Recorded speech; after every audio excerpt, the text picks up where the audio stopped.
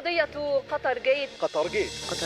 I'm talking about the Qatar Gate scandal. Netanyahu provided testimony yesterday which must have gone somewhat well considering that he himself is not currently a suspect.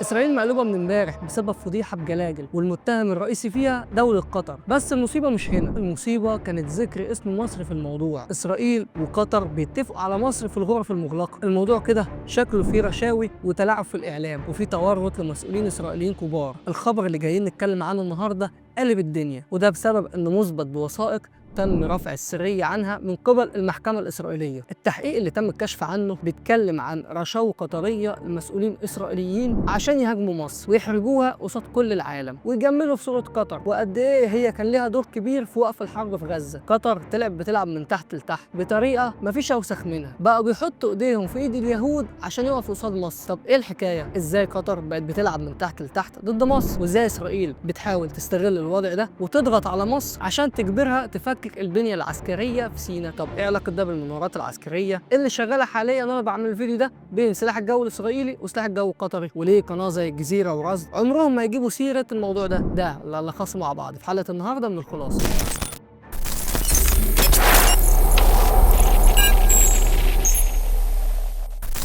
أنا جاي النهارده أكلمك في موضوع الإعلام مش راضي يتكلم عنه بسبب خطورته، عشان الحوار ده لو انتشر وسط شعوب الدول العربية وعلى قطر يا رحمن يا رحيم. الحكايه باختصار ان في قضيه حاليا بيتحقق فيها جوه اسرائيل معروفه باسم قطر جيت. من ساعه ما القضيه دي اتفتحت والاعلام الاسرائيلي مقلوب، عشان القضيه دي بتتكلم عن تقديم رشاوي من دول عربيه لمسؤولين رفيعين المستوى في اسرائيل. الدوله دي بقى يا صديقي تبقى قطر. ايوه زي ما سمعت كده، قطر اللي بتتفاوض جنب مصر مع اسرائيل عشان يوقفوا الحرب في غزه، طلعت هي اللي بتدفع فلوس ورشاوي تقيله لناس جوه اسرائيل. الله، طب هي يعني قطر هتعمل حاجه زي كده ليه؟ خليني احكي لك. رئيس الشباك الاسرائيلي حاجه كده يعني زي رئيس المخابرات الحربيه واللي اسمه رونن بار. الراجل حس ان في حاجه غريبه كده بتحصل في حكومه نتنياهو، وشك ان في تلاعب في المفاوضات الاخيره، المفاوضات اللي كانت بتحصل عشان توقف الحرب في غزه. ولما جه كده يحقق في الموضوع وينخرب ورا نتنياهو، ولما نتنياهو خد خبر بالموضوع قام عزله فورا بحجه التقصير اللي حصل يوم 7 اكتوبر. لكن المدعي العام في اسرائيل وقف القرار فورا وقال لك لا، نتنياهو ما يقدرش يعمل كده عشان ده معناه ان في تضارب في المصالح ولازم رئيس الشباك يكمل عمله. ولما الراجل كمل التحقيق بتاعه اكتشف كارثة، حاجة ما ينفعش تخرج للإعلام، والموضوع فضل متكتم عليه لحد ما القاضي اللي كان ماسك القضية واللي اسمه مناحم مزراح رفع السرية عن الموضوع كله عشان فيه شبهات برشاوى داخلية لمسؤولين في الحكومة الإسرائيلية. يعني الموضوع زي ما تقولوا كده شبه حاجة تخابر أو خيانة. طيب هي الوثائق اللي اترفع عنها السرية دي مكتوب فيها إيه؟ مكتوب فيها إن قطر اتواصلت مع مساعد بنيامين نتنياهو يوناتان أوريخ وإيلي فيلدشتاين المتحدث باسم رئيس الوزراء، وسلمتهم مبالغ مالية ضخمة تقدر بملايين الدولارات لتحقيق أهداف قطرية لوقف إيقاف الحرب في غزة. الموضوع تم عن طريق شركة أمريكية اسمها ذا ثيرد سيركل، هي اللي كانت بتاخد الفلوس من الدوحة وتسلمها للمسؤولين الإسرائيليين عشان الإعلام الإسرائيلي يتكلم ويقدم صورة إيجابية عن دور قطر في المفاوضات. يعني قطر دفعت فلوس لإسرائيل والمتحدث الرسمي باسم حكومتها عشان يطلعوا للعالم ويقولوا يا جماعة ده احنا من غير قطر ما كناش هنقدر نتفاوض مع حماس، وإن قطر ليها دور محوري جدا في إيقاف الحرب دي. ويقعد بقى الإعلام الإسرائيلي والحكومه الاسرائيليه تطبل وتمجد في قطر وتميم بن حمد، وتيجي بعدها قناه الجزيره وقناه رصد اللي بيتم ادارتهم من الدوحه تاخد التصريحات دي من بق المسؤولين الاسرائيليين وتنشرها للدول العربيه، ويقعدوا بقى يمجدوا في اسم قطر. بص يا صديقي، كل ده يعدي ماشي، ده انا حتى لما جيت قريت عن الموضوع كنت لسه رايح اسقف لقطر عن الحركه الذكيه دي، اللي هو يعني تخيل انك تدفع فلوس لعدوك عشان يطلع يمجد فيك ويطبل لك. حركه حلوه صح؟ هي حركه حلوه، بس اسمع كده معايا باقي التحقيق. قطر طلبت طلب صغير كده من ضمن طلباتها اللي دفعت عشانها الرشاوي، وهي ان المتحدث باسم حكومه اسرائيل وهو بيفخم فيها وفي عظمتها عايزينه كده يذكر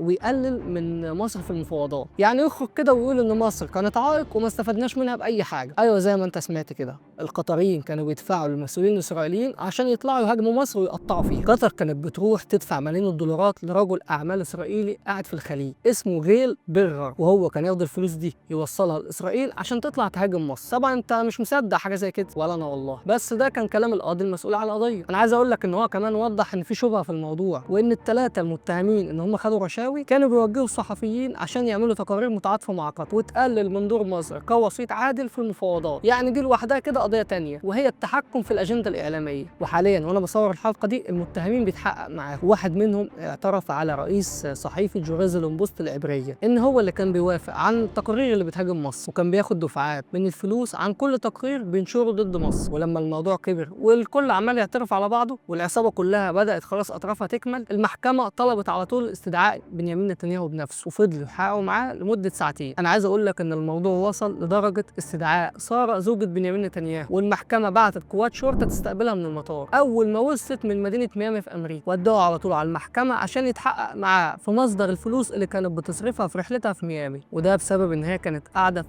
اغلى الفنادق اللي موجوده في امريكا، الفنادق اللي كانت بتمتلكها دوله قطر. يعني المحكمه الاسرائيليه بقت كمان شاكه ان قطر بتصرف على اسره بنيامين نتنياهو، وان قطر كانت بتعمل كل ده بس عشان تقلل من مصر. يعني الصراحه الواحد كفايه ان هو كان بالغ ان قناه الجزيره ليل نهار بتقطع في مصر وبتنشر كل السلبيات اللي موجوده فيها عمال على بطال، لكن توصل ان هي تدفع ملايين للصحفيين وتتصرف ملايين الدولارات على اسره بنيامين نتنياهو رئيس وزراء اسرائيل، كل ده في مقابل مهاجمه مصر. وده كل اللي انا حكيته لك ده هو اللي تم الاعلان عليه بس، ما بالك بقى اللي بيتعمل ولسه مستخبي. ده مش بعيد اصلا في الاخر نلاقي ان كل القرارات الامريكيه اللي بتهاجم مصر تكون من ورا وتحت ايد قطر. يعني لما تيجي كده تبص على الموضوع وتلاقي ان دوله عربيه زي السعوديه هتدفع تريليون دولار لامريكا، ودوله زي الامارات هتدفع هي كمان تريليون 400 مليار دولار. شوف بقى اللي ممكن تدفعه قطر، حتى لو هي ما اعلنتش عن كده بس في مؤشرات بتقول ان هي دفعت. والدليل على كلامي ان ترامب اعلن عن خطه لزياره الشرق الاوسط وحدد الدول العربيه اللي هيزورها زي السعوديه والامارات، ودول دفعوا، وكمان قطر. بس قطر الوحيده اللي ما اعلنتش هي دفعت كام. قطر ذكيه عارفه ان هي لو اعلنت عن ده كله هيهاجمها. بس اللي انا مستغربه يعني ان العلاقات المصريه القطريه رجعت تتحسن تاني، لكن النظام القطري زي ما تقولوا كده يعني بان عليه غيران من مصر، مش قادر يستوعب ويصدق ان مصر هي اللي بتقود الشرق الاوسط والدول العربيه كلها واقفه ظهرها. عشان كده بقوا يحاولوا بكل الطرق انها تضرب مصر من تحت لتحت. صراحه كده انا شايف ان قطر هي الشيطان الاكبر في الدول العربيه كلها، وهي اصل كل الشرور اللي بيحصل لنا هنا في مصر، وبتلعب اقذر لعبه معانا. لكن سبحان الله يا اخي دايما ربنا بيفضح. ده لسه طالعه تسريبات كده من اليونان بتقول ان قطر والامارات واسرائيل والولايات المتحده بيشاركوا في التدريبات الجويه المشتركه متعدده الجنسيات اللي بتقام حاليا في اليونان. وقطر بتشارك مع اليهود بطياراتهم طراز F-15QA، وسلاح الجو الاسرائيلي بيشارك بطياراته G-55 المتخصصه في الانذار المبكر والقياده والسيطره. واللي ذكر الموضوع ده برضه قناه كان العبريه اللي قالت ان الجيش الاسرائيلي اتفاجئ بنشر تفاصيل المناوره دي من سلاح الجو اليوناني، وده لان قطر واسرائيل طلبوا ان المناورات دي تكون سريه. لكن سبحان الله يا اخي ربنا دايما بيكشفهم وبيكشف كل الحاجات الوسخه اللي بيعملوها. دوله مساحتها قد شبرا عندنا في مصر عشان يعني ربنا كرمها بشويه نفط وفلوس ما وراهاش حاجه غيرنا. انا عايز اقول لك ان دوله زي كده ما كانش هيطلع لها صوت لولا ان هي بتتحامى في قاعده العديد الامريكيه اللي موجوده على اراضيها. واللي يثبت كلامي ده ان المفروض كانت تنتهي اتفاقيه التواجد العسكري الامريكي في قاعده العديد في 2024، لكن قطر بنفسها هي اللي طلبت بتجديد الفتره دي 10 سنين كمان لحد 2034. قاعده العديد دي يا صديقي اللي في فتره الحرب على غزه في اول كام شهر كانت بتخرج منها الطيارات الامريكيه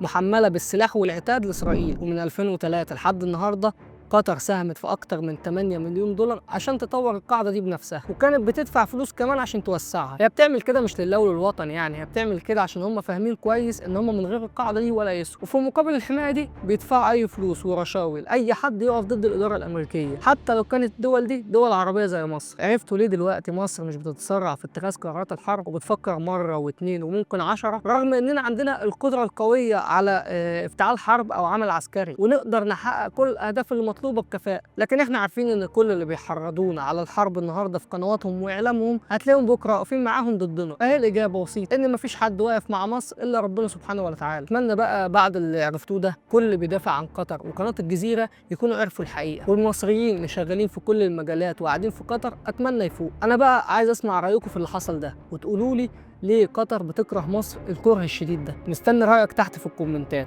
ولو وصلت معانا لحد هنا اعمل لنا لايك واشتراك في القناه، وما تنساش تفعل زر الجرس عشان توصلك الخلاصه. سلام.